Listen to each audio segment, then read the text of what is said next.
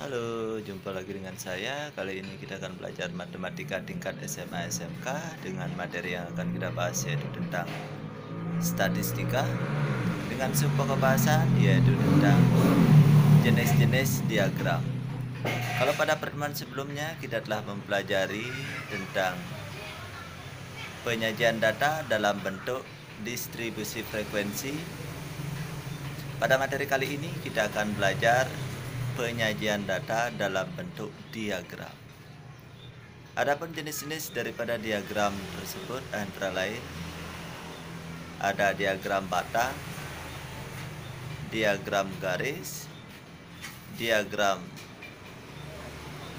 lingkaran, dan ada lagi yang lain. Ayo untuk memperjelas kita langsung saja bahas satu persatu. Ayo kita mulai. Statistika yaitu tentang diagram, jenis-jenis diagram. Diagram yang pertama yang akan kita bahas yaitu tentang diagram batang. Apa itu diagram batang? Silakan sediakan pulpen, dicatat. Diagram batang adalah gambar dalam bidang koordinat yang berbentuk persegi panjang yang beralaskan sumbu mendatar dan tinggi sesuai dengan frekuensi data. Contohnya, misalkan diberikan data seperti ini, seperti tabel distribusi frekuensi. Contohnya, diberikan data seperti tabel distribusi frekuensi.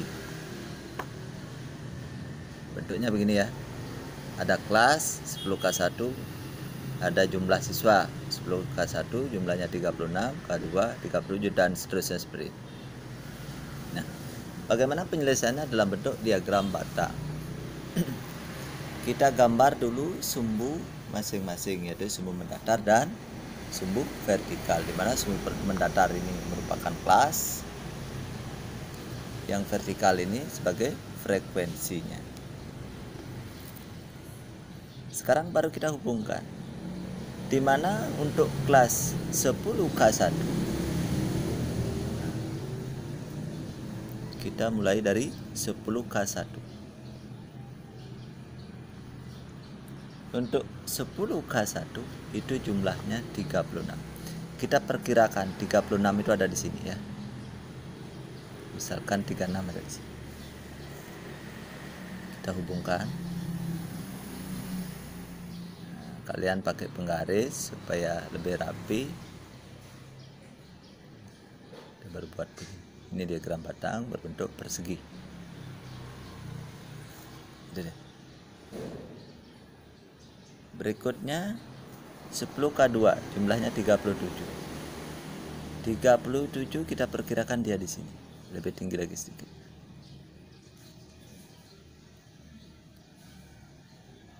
Itu ya.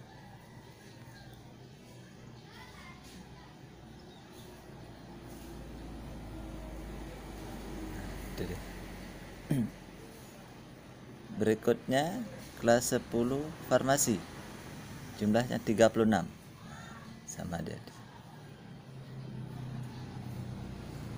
di sini dia ya.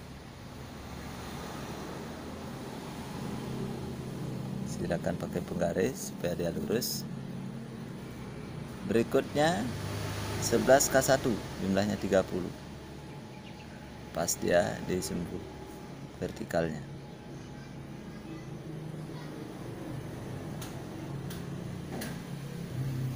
Berikutnya 10K2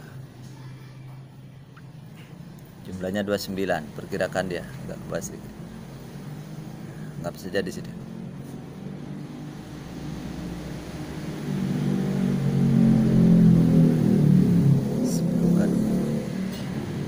Berikutnya 10K3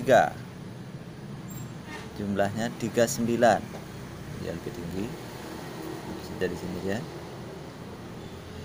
39.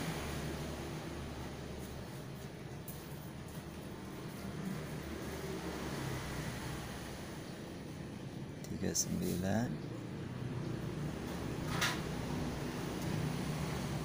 Berikutnya kelas 11 farmasi, jumlahnya 36. Ya, mengikuti yang ini ya, sama aja di sini.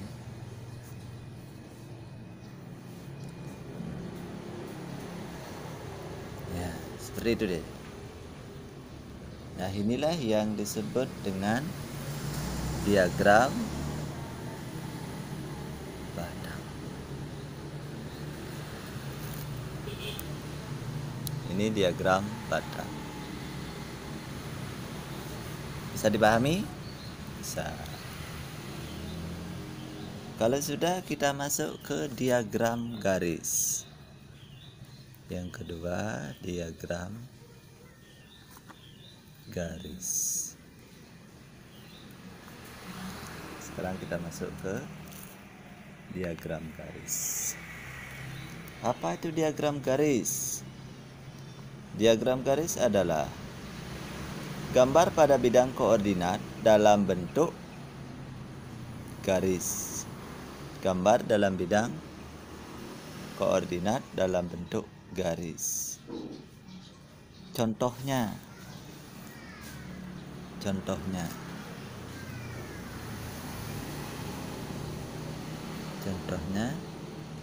kita pergunakan tabel di atas.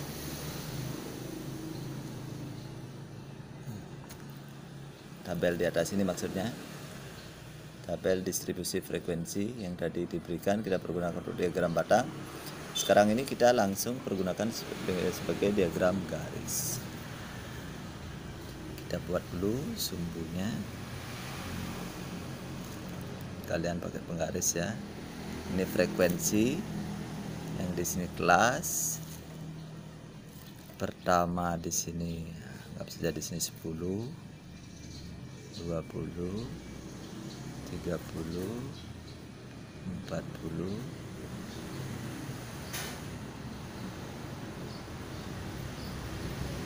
20, misalkan dulu ya. Terus di sini 10K1, 10K2, 10K3, 11K1,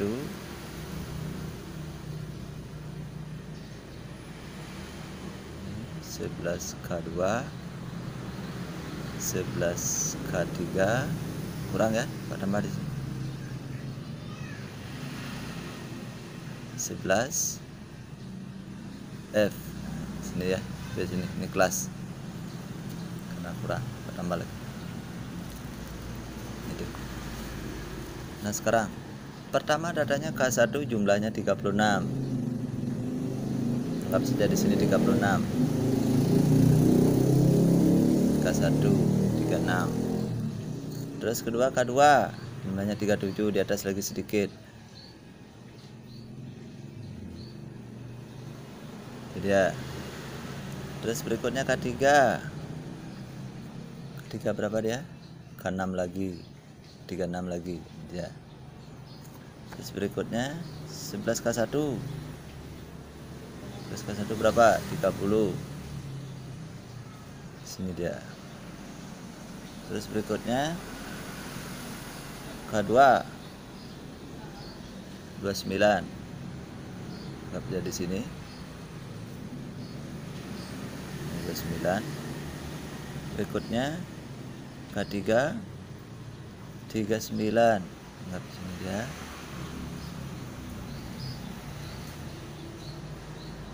Terus berikutnya 36. Anggap saja ini. Sini ya, 36. Hubungkan. Itu dia jadi bentuknya, buat garis maksudnya. Hubungkan ke garis. Ke sini. Ke sini lagi. Sini, ke sini. Ke sini. Inilah dia diagram garis.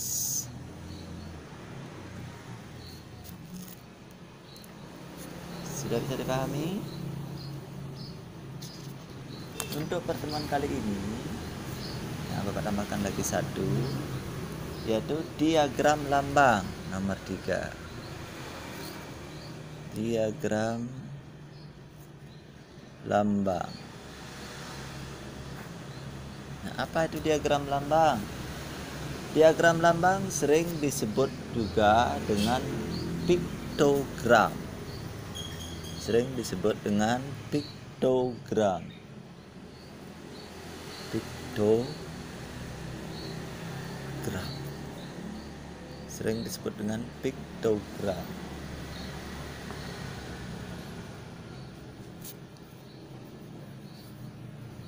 Diagram lambang sering juga disebut dengan piktogram. Apa itu diagram lambang atau piktogram? Diagram lambang atau piktogram adalah penyajian data dengan menggunakan lambang yang sesuai dengan data yang diperoleh.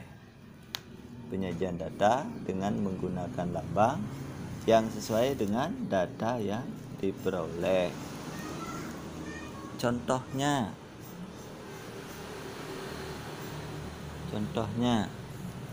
silakan tulis.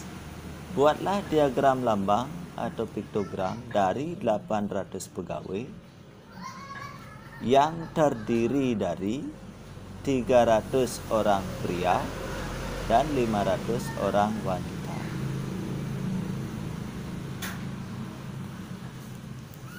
Itu ya. Jawab. Berdasarkan informasi di atas, maka bisa kita peroleh diagram lambangnya sebagai berikut. Nah, di sini pegawai, ada pria, ada wanita,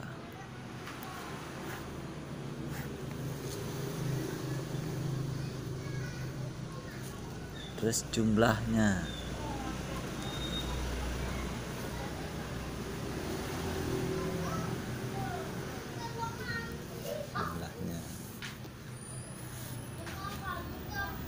Di mana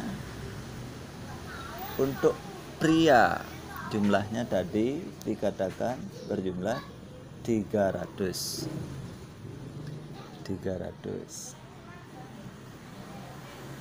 Kita simpulkan pria.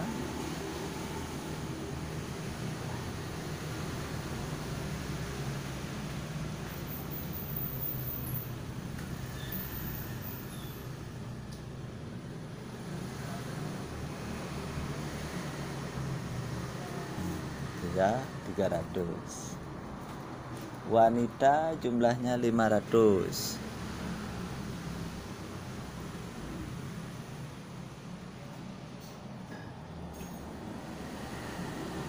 Kurang lagi satu nih ya. Sehingga jumlah. Kenapa kita buat sama gambarnya, simbolnya sama? Karena supaya kalau dia berbeda tidak bisa dijumlahkan, sehingga kita buat sama. Sesuatu yang bisa dijumlahkan apabila sesuatu itu sama bentuknya ya.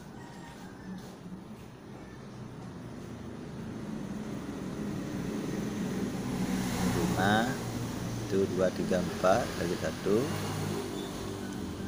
Jumlah seluruhnya 8. Ini jumlah. Itu 2, 3, 4, 5,